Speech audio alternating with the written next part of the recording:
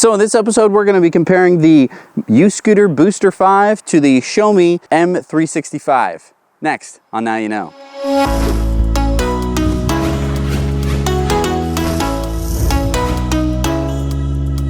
These two scooters are pretty similar in terms of size and range, but they're very different in a lot of different respects. A lot of people have experienced the Xiaomi Mi M365 because that is what Bird uses. Lots of other rental scooter companies use this scooter as well, so chances are you've actually experienced it before. First difference right off the bat is that the Uscooter doesn't have a kickstand.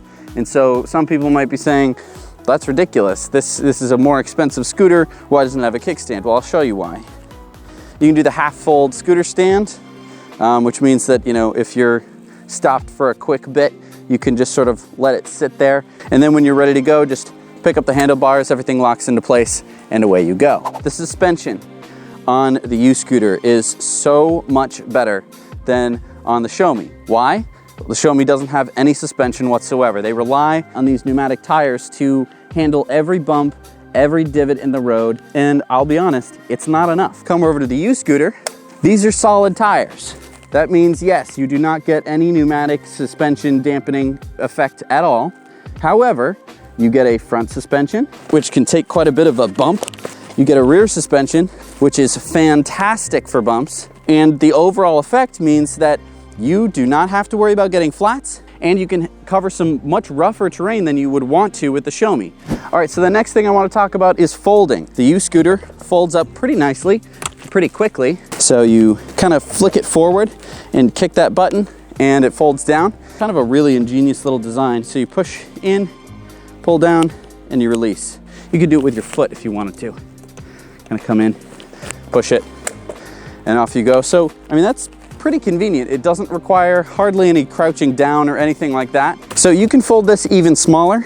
If you notice here, unhook this, slide your handles down even smaller. Now you might be saying, but Jesse, your handlebars are sticking out. Bam. Now this thing is pretty small. Let's compare this with the Xiaomi. The Xiaomi's fold point is right here. This is the hinge that folds the Xiaomi. So you have to unfold this, push down on this, give it a push. This handle folds down, and then the bell hooks on right there. Let's look at the difference here.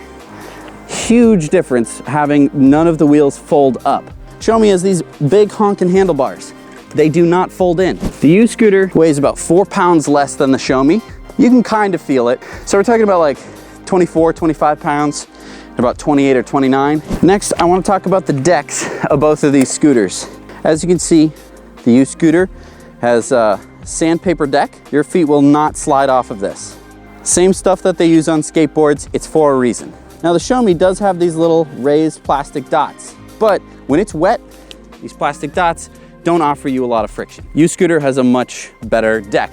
All right, so let's talk about brakes. Both scooters have a rear brake light. The Xiaomi has a disc brake, which means that you have a handle brake which you can squeeze to slow down and stop. With the Uscooter, you actually have to step on this back part. For people familiar with Razor scooters, it's just like that, only now you're going a heck of a lot faster.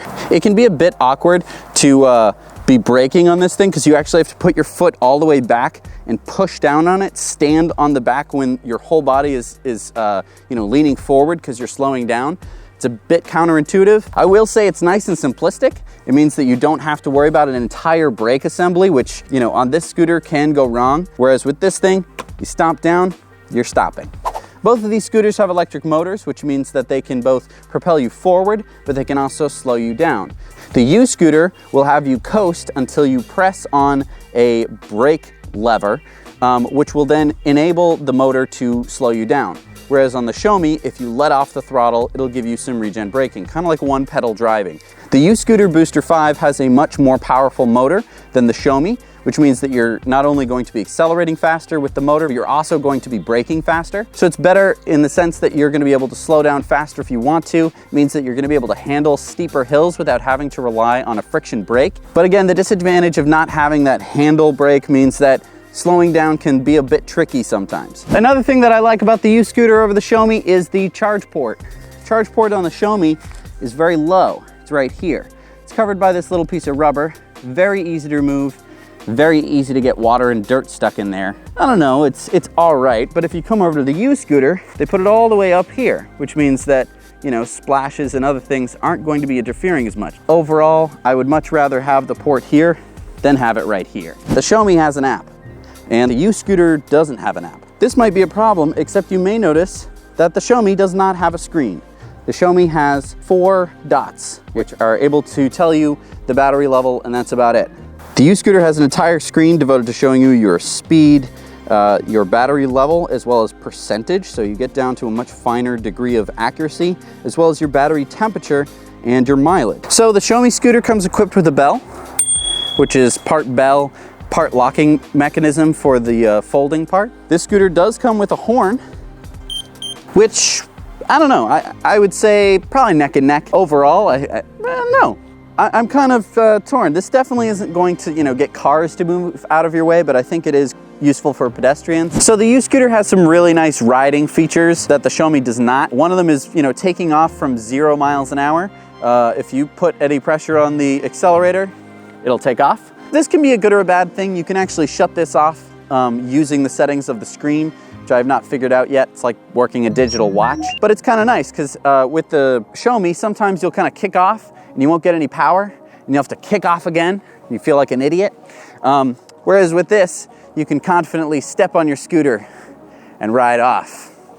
The other point here is about power. The Uscooter Booster 5 has 500 watts of power, which is double the Xiaomi. And you can really feel it. This gets going up to about 25 miles an hour, where the Xiaomi is stuck at about 16, 18 miles an hour, which means that you can really get going where you need to go nice and fast. Another big point about power is hills. Having 500 watts of power and being able to kick off means that hills really aren't as much of a problem as they are with the Xiaomi. So overall, I think that the Uscooter is a step up over something like a Xiaomi. I think that if you are a commuter in a city and you don't want a car, you don't want a bike, you want to live the scooter life, this is the scooter for you. It's a bit more expensive than the Xiaomi, but it has some really great features that I think are essential for city dwellers. The few disadvantages that it has are in terms of emergency braking, you know, not having that handle brake, something that you can just clamp down on as soon as your fight or flight kicks in. All right, so that was the review of the Uscooter Booster 5. You can check it out. We'll put a link down below so you can find where to buy it. Thanks so much for watching. Now you know.